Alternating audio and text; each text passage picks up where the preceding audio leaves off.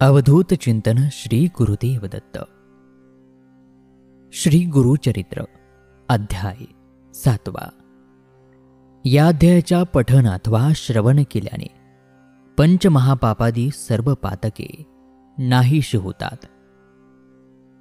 अध्यायाला सुरुवात करूयात. नामधारक सिद्धांना म्हणाला, मला गोकर्ण महात्म्य सविस्तर सांगा ना. पूर्वी तेथे कोणाला वर मिळाला आणि अनेक तीर्थ असताना श्रीपाद श्री वल्लभ गोकर्ण क्षेत्री का गेले? या गोकर्ण महाबळेश्वराची पूर्वी कोणी आराधना केली? त्याविषयी जर एखादी पुराण कथा असेल तर ते मला सांगा. नामधारकाच्या या प्रश्नावर प्रसन्न होऊन सिद्धयोगी म्हणाले, ज्यावर गुरुचे प्रेम असते त्यालाच तीर्थमहात्म्य ऐकण्याची इच्छा होते. याविषयी मी तुला एक प्राचीन कथा सांगतो, एकाग्र चित्ताने ऐक. पूर्वी इक्ष्वाकु वंशामध्ये मित्रसह नावाचा एक राजा होता. तो राजा सकल शास्त्र परांगत होता, अत्यंत बलाढ्य महाज्ञानी होता. एकदा तो शिकारीसाठी अरण्यामध्ये गेला. त्या अरण्यामध्ये वाघ, सिंहादी अनेक प्राणी होते. राजा तेथे शिकार करीत असताना त्याला एक भयानक दैत्य दिसला. त्याला पाहताच राजाने त्याच्यावर बाणाचा वर्षाव केला. त्या बाणांच्या आघातांनी तो दैत्य जमिनीवर कोसळला. त्याचा भाऊ त्याच्या जवळच होता. आपल्या भावाची अवस्था बघून तो रडू लागला. त्यावेळी तो दैत्य मरता मरता आपल्या रडत असलेल्या भावाला म्हणाला, तू जर माझा सख्खा भाऊ असशील तर मला मारणाऱ्या या राजाचा सूड घे. असे बोलून त्या दैत्याने प्राण सोडले. त्या मरण पावलेल्या दैत्याचा धाकटा भाऊ आपल्या भावाच्या मृत्यूमुळे शोकाकुल झाला. त्याने राजाचा सूड घेण्याचा निश्चय केला. त्याने मनुष्यरूप धारण केले आणि मित्रसह राजाच्या राजवाड्यामध्ये प्रवेश केला. तेथील अधिकाऱ्यांशी गोड गोड बोलून आणि त्यांना आपले पाककौशल्य दाखवून राजवाड्यामध्ये आचार्याचे काम मिळवले. सूड घेण्यासाठी योग्य संधीची तो वाट पाहू लागला आणि त्याला लवकरच तशी संधी मिळाली. एके दिवशी राजाकडे पितृश्राद्ध होते. श्राद्धासाठी वशिष्ठ मुनींसह अनेक ऋषीमुनींना भोजनासाठी निमंत्रण होते. श्राद्धाच्या अन्नाचे काम त्या नवीनच आलेल्या आचार्यरूपी दैत्याला होते. त्याला ही मोठी सुवर्ण संधी होती. त्याने श्राद्धाच्या अन्नामध्ये गुप्तपणे नरमांस मिसळले. वशिष्ठाआधी सर्व ऋषीवर्य भोजनासाठी बसले. पत्री वाढण्यात आली आणि त्या मायावी दैत्याने वशिष्ठांच्या पानामध्ये नरमांस मिसळलेले अन्न वाढले. वशिष्ठ ऋषी हे अंतरज्ञानी होते. वाढलेल्या अन्नामध्ये नरमांस आहे हे त्यांनी ओळखले आणि ते ताडकन पानावरून उठले आणि त्या राजाला म्हणाले, राजा, तुझा धिक्कार असो. तू श्राद्धाच्या दिवशी ब्राह्मणांना कपटाने नरमांस खाऊ घालतोस. या तुझ्या पापकर्माबद्दल तू 12 वर्ष ब्रह्मराक्षस होशील. मी तुला शाप देतो. ही शापवाणी ऐकताच मित्रसह राजा भयंकर संतापला, कारण त्याला यातले काहीच माहीत नव्हते. आपली काहीही चूक नसताना आपल्याला विनाकारण शाप दिला गेला. या विचाराने त्याला सुद्धा राग आला आणि मग तोही प्रतिशाप देण्यासाठी हातामध्ये पाणी घेऊन वशिष्ठांना म्हणाला, ऋषीवर्य, तुमच्या पानामध्ये नरमांस वाढले गेले याची मला माहिती नव्हती. हे कटकारस्थान दुसऱ्या कोणाचे तरी असणार. नीट चौकशी न करता तुम्ही जो मला शाप दिलात, या अन्यायाबद्दल मी तुम्हाला प्रतिशाप देतो. असे म्हणून त्यांनी तळहातावर पाणी ओतले. तेव्हा त्याच्या पत्नीने मदयंतीने त्याला रोखले. ती म्हणाली, नाथ, तुम्ही हे काय करीत आहात? स्वतःला आवरा. अहो, गुरूंना शाप देण्याचा अधिकार तुम्हाला नाही. हे पाप करून घेऊ नका. आता जे घडेल ते घडेल. आता त्यांचे पाय धरून शाप मागा. यामध्येच तुमचे भले आहे. मदयंतीने असे सांगितले तेव्हा राजा भानावर आला. पण हातातील शापोदक कुठे टाकायचे? ते जमिनीवर टाकले तर नापीक होईल, म्हणून त्याने ते शापोदक आपल्या पायांवर टाकले. त्यामुळे राजाचं नाव कल्माशपात पडले. मदयंतीने वसिष्ठांच्या पाया पडून म्हणाली, ऋषीवर्य, माझ्या पतीवर दया करा, त्यांना उशाप द्या. यामुळे शांत झालेले वसिष्ठ राजाला म्हणाले, राजा, हा शाप तू 12 वर्षे भोगशील, पण त्यानंतर पूर्वीसारखाच होशील. असा उशाप देऊन वसिष्ठ निघून गेले. वसिष्ठांच्या शापाने मित्रसह राजा ब्रह्मराक्षस होऊन वनामध्ये फिरू लागला. तो पशुपक्ष्यांची, मनुष्यांची हत्या करू लागला, त्यांचे मांस खाऊ लागला. त्याची भूक कधीच संपत नसे. एके दिवशी भुकेने कासावीस झालेला तो वनामध्ये भटकत असताना त्याला एक ब्राह्मण जोडपे दिसले. त्याने त्या दोघांपैकी ब्राह्मणाला पकडले. त्याला आता राक्षस ठार मारून खाणार हे पाहून त्याची पत्नी शोक करीत त्या ब्रह्मराक्षसाला विनवणी करू लागली. ती म्हणाली, कृपा करून माझ्या पतीला सोडा, त्याला मारून मला विधवा करू नकोस. अरे तू राक्षस नाही, शापित आहेस. अरे तू अयोध्येचा राजा आहेस. माझ्या पतीला जिवंतदान दे. असे तिने अनेक वेळा विनवले, पण त्या राक्षसाने त्या ब्राह्मणाला मारून खाऊन टाकले. राक्षसाचे ते कृत्य बघून ब्राह्मण स्त्री भयंकर संतापली. ती सती गेली, पण जाताना तिने त्या ब्रह्मराक्षसाला शाप दिला, दुरात्मा, तू माझ्या पतीला ठार मारून मला अनाथ केलेस. या अपराधाबद्दल मी तुला शाप देते. तू शापमुक्त होऊन जेव्हा घरी जाशील तेव्हा पत्नीशी समागम करतानाच तुला मृत्यू येईल. होता होता 12 वर्ष संपली. वसिष्ठांच्या शापामधून मुक्त झालेल्या राजाला आपले मूळ स्वरूप प्राप्त झाले. तो आपल्या घरी गेला. सर्वांना आनंद झाला. परंतु त्या ब्राह्मण पत्नीने दिलेला शाप आठवून राजा अगदी बेचैन झाला. तो मोठ्या काळजीमध्ये पडला. त्याला अन्न पाणी गोड लागेना. मदयंतीने त्याला ते अस्वस्थ होण्याचे कारण विचारले. तेव्हा राजाने सगळी हकीकत तिला सांगितली. ते ऐकून राणीला मोठा धक्का बसला. आता आपल्याला पतिसुख मिळणार नाही, आपला वंश वाढणार नाही, अशा विचाराने ती अतिशय दुःखी झाली. राजाने आणि राणीने आपल्या अनुभवी पुरोहितांना सगळा वृत्तांत सांगून या शापातून मुक्त होण्याचा उपाय विचारला. पुरोहितांनी त्यांना तीर्थयात्रा, दानधर्म इत्यादी करण्याचा सल्ला दिला. त्यानुसार राजाने अनेक तीर्थयात्रा केल्या, यज्ञयाग केले, दानधर्म केले, पण पापक्षालन होईना. ब्रह्महत्या राजाची पाठ सोडीना. त्यामुळे राजा अधिक बेचैन आणि अस्वस्थ होऊ लागला. अखेर राजा तीर्थयात्रा करीत करीत मिथिला नगरीमध्ये गेला. तेथे त्याला गौतम ऋषी भेटले. राजाने त्यांच्या पाया पडून स्वतःचा परिचय सांगितला आणि ब्रह्महत्येच्या पातकाची सगळी माहिती त्यांना सांगितली. मग तो गौतमांना म्हणाला, मुनिवर्य, हे सगळे असे आहे. आता मला मनशांती मिळवून द्या. आज माझ्या भाग्याने आपले दर्शन घडले. तुमच्या कृपेने मी शापमुक्त होऊन सुखी होईन असा मला विश्वास वाटतो. माझ्यावर कृपा करा. या ब्रह्महत्येच्या शापातून मुक्त होण्याचा मार्ग मला दाखवा. राजाने अशी विनंती केली असता गौतम ऋषी त्याला समजावीत म्हणाले, राजा, घाबरू नकोस, कसलीही चिंता करू नकोस. भगवान शंकर सर्वांचे रक्षण करतात. मृत्युंजय शंकर तुलाही तारतील. गोकर्ण नावाचे एक प्रसिद्ध तीर्थक्षेत्र आहे. ते महापातकांचा नाश करते. तेथे कसलेही पाप शिल्लक राहत नाही. गोकर्ण क्षेत्रामध्ये असलेले भगवान शंकर त्यांचे केवळ स्मरण करता सर्व पातकांचा नाश होतो. तेथे भगवान महादेव महाबळेश्वर नावाने राहतात. सूर्याशिवाय अंधाराचा नाश होतो. त्याप्रमाणे गोकर्ण क्षेत्रे गेल्याशिवाय संपूर्ण पापक्षय होत नाही. हजारो ब्रह्महत्या केलेला मनुष्य गोकर्ण क्षेत्री जातामध्येच पापमुक्त होतो. या क्षेत्रामध्ये जपतपादी केल्याने लक्षपटीमध्ये त्याचे फळ मिळते. या क्षेत्राचे महात्म्य इतके थोर आहे की कार्यसिद्धीसाठी ब्रह्मदेवाने आणि श्री विष्णूंनी येथे तप केले आहे.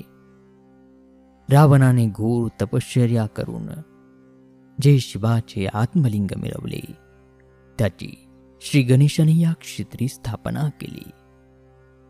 सनकादी महात्म्य साध्यादी मुनिगण येथे बसून सदाशिवाची उपासना करतात. समस्त पापांचा नाश करणारे महात्मे सुद्धा येथे शिवाची उपासना करतात. या ब्रह्मांडामध्ये गोकर्णाक सम दुसरे क्षेत्र नाही. राजा, या तीर्थामध्ये सर्व देवदेवतांचे स्थान आहे. भगवान विष्णू, ब्रह्मदेव, कार्तिकेय, गणेश यांचे वास्तव्य आहे. या गोकर्ण क्षेत्रामध्ये कोटी कोटी शिवलिंग आहेत. आता तेथील पाषाण लिंगाची खूण तुला सांगतो. आणि अशा पद्धतीने गोकर्ण महाबळेश्वराचं महात्म्य, ते लिंग कसं आहे याविषयी गौतम ऋषी राजाला सांगू लागले. सत्ययुगामध्ये हे शिवलिंग श्वेतपाषाणाचे असते, त्रेतायुगामध्ये तांबूस, द्वापारयुगामध्ये ती पीतवर्ण आणि कलियुगामध्ये कृष्णवर्णाची असते. गोकर्ण महाबळेश्वराचा अधोभाग खूप गोल आहे. तो सप्तपाताळापर्यंत गेलेला आहे. परम पवित्र असे गोकर्ण क्षेत्र पश्चिम समुद्राच्या काठावर आहे. ते सर्व ब्रह्महत्यादी पापांचे भस्म करते. तेथे शुभ दिवशी अर्चना करणारे वरती रुद्ररूप होतात. जो कोणी गोकर्ण क्षेत्री जाऊन भगवान शिवांची पूजा करतो तो ब्रह्मपदाला जातो. रविवारी, सोमवारी किंवा बुधवारी जेव्हा अमावास्या येते तेव्हा तेथे केलेले समुद्र स्नान, शिवपूजन, पितृतर्पण, अन्नदान, होम हवन अत्यंत फळ देणारे होते. शिवरात्रीला शिवलिंग आणि बिल्वपत्र यांचा सुयोग दुर्लभ आहे. अशा रीतीने गोकर्ण क्षेत्र हे श्रेष्ठ महात्म्य असलेले अत्यंत दुर्लभ असे शिवतीर्थ आहे. अशा या क्षेत्री शिवरात्री उपवास, जागरण, भगवान सदाशिवाजवळ निवास आणि या सर्वांचा सुयोग म्हणजे शिवलोकाला जाण्याचा सोपा मार्ग आहे. अशा प्रकारे गौतम ऋषींनी मित्रसह राजाला गोकर्ण तीर्थक्षेत्राचे महात्म्य सांगितले. तेव्हा राजाने विचारले, ऋषीवर्य, आपण हे जे गोकर्ण महात्म्य मला सांगितले त्याचा अनुभव पूर्वी कोणाला आला होता का? किंवा आपण प्रत्यक्ष काही पाहिले असेल तर त्याविषयी एखादी कथा असेल तर मला सांगा. राजाने असे विचारले तेव्हा गौतम ऋषी म्हणाले, राजा ऐक. या गोकर्ण क्षेत्री शिवरात्रीला महोत्सव असतो. 4 वर्णातील अनेक लोक येथे येतात. भगवान महाबळेश्वर शिवदर्शनाने कृतकृत्य होतात. एकदा शिवरात्रीच्या दिवशी मी सुद्धा गोकर्ण क्षेत्री गेलो होतो. दुपारची वेळ होती. आम्ही एका वृक्षाखाली बसलो होतो. त्यावेळी पूर्वजन्मी अनेक पाप केलेली म्हणून अनेक व्याधींनी जर्जर झालेली एक मरणासन्न अशी चांडाळ स्त्री आम्ही पाहिली. ती वृद्ध, अंध आणि महारोगाने ग्रासलेली होती. तिच्या सर्वांगाला क्षते पडली होती. त्यामध्ये कृमी पडलेले होते. जखमातून रक्त आणि पू वाहत होत्या. सर्व शरीर दुर्गंधीने भरलेले होते. त्यामध्येच तिला क्षय झाला. तहान भुकेने ती कासावीस झाली होती. शरीरावर धड वस्त्र नव्हते. ती विधवा होती. तिने केशवपण केलेले होते. तिच्या पोटामध्ये अन्नाचा कणही नव्हता. तिला धड चालताही येत नव्हते. क्षणाक्षणाला जमिनीवर पडत होती. अशा अवस्थेमध्ये ती एका वृक्षाच्या सावलीमध्ये येऊन पडली. थोड्या वेळामध्येच तिने प्राणत्याग केला. त्यावेळी आम्हाला एक प्रसंग दिसला. अचानक शिवलोकामधून एक विमान खाली आले. त्यातून 4 शिवदूत उतरले. ते अत्यंत तेजस्वी, बलवान. त्यांच्या हातामध्ये शस्त्र होती. सर्वांगाला भस्म लावलेली होते. त्यांची शरीर कांती चंद्रासारखी दिव्य होती. अशा या शिवदूतांना आम्ही विचारले, आपण इथे कशासाठी आला आहात? तेव्हा ते म्हणाले, आम्ही या चांडाळणीला नेण्यासाठी आलो आहोत. ते ऐकून आम्हाला मोठे आश्चर्य वाटले. आम्ही त्यांना विचारले, अहो, या महापापी चांडाळणीला शिवलोकाला कसे काय नेता? कुत्र्याला कोणी सिंहासनावर बसवतं का? या चांडाळणीने पूर्वजन्मी अनेक पापकर्म केले आहेत. हिने कधी कोणाला दयामाया दाखवली नाही. हिने आयुष्यामध्ये कधीही जप तप केले नाही. कधी शिवस्मरण किंवा शिवपूजन केले नाही. अशा हिला शिवलोकामध्ये कसं काय नेता? आम्ही असे विचारले तेव्हा शिवदूत म्हणाले, गौतमा, या चांडाळणीची पूर्वकथा सांगतो, ती ऐका. ही चांडाळीन पूर्वजन्मी एक ब्राह्मण कन्या होती. तिचे नाव सौदामिनी. ती दिसायला अत्यंत सुंदर. तिचे लग्नाचे वय झाले, पण तिला योग्य असा पतीच मिळेना. त्यामुळे आईवडिलांना मोठी काळजी वाटू लागली. शेवटी ब्राह्मणाशी तिचा विवाह झाला. काही दिवस ठीक चालले, पण तिचा पती एकाएकी आजारी पडला आणि त्यातच त्याला मरण आले. अकाली विधवा झालेल्या सौदामिनीला तिच्या आईवडिलांनी घरी परत आणले. ती दिसायला सुंदर होती. तिने आता तारुण्यामध्ये प्रवेश केला होता. तिला वैधव्य आले होते. त्यामुळे तिची कामवासना पूर्ण कशी होणार? ती तिला काही स्वस्थ बसू देईना. परपुरुषाला पाहून तिचे मन चलबिचल होऊ लागले. ती लपून छपून जारकर्म करू लागली. मग व्हायचे तेच झाले. तिचा व्यभिचार लोकांना समजला आणि लोक तिच्याबद्दल उघड बोलू लागले. गावातील लोकांनी तिला वाळीत टाकले. मग आईवडिलांनी तिचा त्याग केला. तिला घराबाहेर काढले. आता तिला सगळे रान मोकळे झाले. ती सगळी लाज लज्जा सोडून उघडपणे त्या गावामध्ये व्यभिचार करू लागली. त्याच गावामध्ये एक तरुण श्रीमंत शूद्र होता. त्याच्याशी तिने विवाह केला. ती त्याच्या घरी राहू लागली. अशा रीतीने आपल्या कुळाला काळीमा फासला. कामवासनेने स्त्रीचा अधपात होतो. हीच माणसाची सेवा केल्याने ब्राह्मणाचा नाश होतो. ब्राह्मणाच्या शापाने राजाचा नाश होतो आणि विषय वासनेने संन्यासी अधोगतीला जातो. सौदामिनीला त्या शूद्रापासून पुत्र झाला. आता ती बेधडक मद्य मांस सेवन करू लागले. एकदा मद्यपान करून बेधुंद झालेल्या तिने बकरा समजून गायीच्या वासराला कापले आणि त्या वासराचे मुंडके दुसऱ्या दिवसासाठी म्हणून शिंक्यामध्ये ठेवले. सगळा प्रकार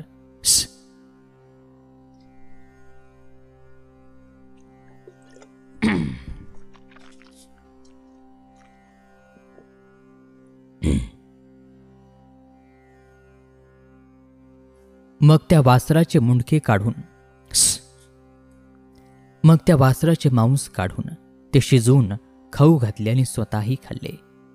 संध्याकाळी गायीची धार काढण्यासाठी गोठ्यात गेली तेव्हा तिथे वासरू नव्हते. त्याऐवजी बकरा होता. तिने घरात जाऊन पाहिले. तो शिंकाळ्यात वासराचे मुंडके दिसले. सगळा प्रकार तिच्या लक्षात आला. ती कपाळ बडून रडू लागली. मग तिने एक खड्डा करून त्यात वासराचे मुंडके, हाड आणि कातडी पुरून टाकली आणि वाघाने वासरू पळवून नेले असं सगळ्यांना रडण्याचे नाटक करून सांगू लागली. तिने आपल्या पतीलाही हीच थाप मारली. काही दिवसांनी सौदामिनी मरण पावली. यमदूतांनी तिला नरकात टाकले. तिचे अतोनात हाल केले. त्यानंतर ती चांडाळ जातीत जन्माला आली. ती जन्मापासून अंध होते. दुःखी झालेल्या तिच्या आईवडिलांनी तिचा काही दिवस कसाबसा सांभाळ केला. तिला शिळे उष्टे अन्न खाऊ घालीत. काही दिवसांनी तिला महारोग झाला. आईवडिलांचा आधार तुटला. नातेवाईकांनी तिला पार झिडकारले. आता ती भीक मागत फिरू लागली. अन्न नाही, वस्त्र नाही. अशा स्थितीमध्ये तिचे आयुष्य गेले. ती म्हातारी झाली. तिला अनेक रोग जडले. अनेक दुःख भोगत असलेल्या तिला आता मरण हवे होते, पण ते येत नव्हते. पुढे माघ महिना आला. माघ महिन्यामध्ये शिवरात्रीला गोकर्ण क्षेत्री मोठी यात्रा असते. त्या पर्वकाळी गोकर्ण महाबळेश्वराचे दर्शन घेण्यासाठी गावोगावचे असंख्य स्त्री पुरुष शिवनामाचा घोष करीत जात होते. लोक नाचत होते, गात होते, शिवनामाची गर्जना करीत चालत होते. ती चांडाळीनंही इतर भिकाऱ्यांसोबत रडत ओरडत जात होती. दिसेल त्याला भीक मागत होती. तिच्या पोटामध्ये अन्नाचा एकही कण नव्हता. अंगावर वस्त्र नव्हते. सर्व अंगाला महारोग झाला होता. सगळे शरीर दुर्गंधीने भरले होते. सर्वांच्या पुढे हात करून धर्म करा, धर्म करा असे दीनपणे म्हणत होते, पण कुणालाही तिची दया येत नव्हती. जन्मांतरी तिने एकही पुण्यकृत्य केले नव्हते. त्यामुळे जिवंतपणी अनंत यमयातना भोगाव्या लागत होत्या. ती चांडाळीन गोकर्ण क्षेत्री गेली. तो महाशिवरात्रीचा दिवस होता. त्या चांडाळीनीला कोणीही काहीही देत नव्हते. त्यामुळे तिला कडकडीत उपवास घडला. एका भाविकाने थट्टेने तिच्या हातामध्ये भिक्षा म्हणून एक बिल्वपत्र टाकले. ती खाण्याची वस्तू नाही हे लक्षात येताच तिने ती बिल्वपत्र रागाने भिरकावून दिले. ते वाऱ्याने उडाले आणि नेमके महाबळेश्वर शिवलिंगावर पडले. कडकडीत उपवास, रात्रभर जागरण, शिवनाम घोषाचे श्रवण आणि अजाणतेपणे एका बिल्वपत्राने झालेले शिवपूजन, एवढ्यानेच त्या चांडाळणीची शतजन्माची पातके जळून भस्म झाली. भगवान शंकर तिच्यावर प्रसन्न झाले आणि त्यांनी शिवलोकी आणण्यासाठी तिला विमान पाठवले. इतके कथन करून शिवदूतांनी त्या चांडाळणीच्या मृत शरीरावर अमृत सिंचन केले. त्यामुळे तिला दिव्य देह प्राप्त झाला. मग शिवदूत तिला सन्मानपूर्वक शिवलोकाला घेऊन गेले. त्या चांडाळणीची कथा सांगून गौतम ऋषी मित्रसह राजाला म्हणाले, राजा, तो सुद्धा गोकर्ण क्षेत्री जाऊन भगवान महाबळेश्वर शिवाचे दर्शन घेऊन कृतकृत्य हो. तेथे पर्वकाळी स्नान करून, शिवाची पूजा करून, शिवरात्रीला उपवास करून, बिल्वपत्रांनी शिवाची पूजा कर. असे केले असताना तू सर्व पापमुक्त होशील आणि शिवलोकी जाशील. गौतमांनी असे सांगितले तेव्हा राजाला अतिशय आनंद झाला. तो गोकर्ण क्षेत्री गेला. तेथे भक्तिभावाने शिवपूजन करून ब्रह्महत्या आणि सतीचा शाप यातून मुक्त झाला. इतके सांगून सिद्धयोगी नामधारकाला म्हणाले, असे हे गोकर्ण क्षेत्र अतिशय पुण्यवान स्थान आहे आणि म्हणूनच श्रीपाद श्री वल्लभ तेथे राहिले. आणि श्रोतो, याचबरोबर श्री गुरुचरित्रातील हा 7वा अध्याय या ठिकाणी समाप्त होत आहे. उर्वरित कथाभाग पुढील अध्यायामध्ये. तोपर्यंत नमस्कार, धन्यवाद. श्री गुरुदेव दत्त.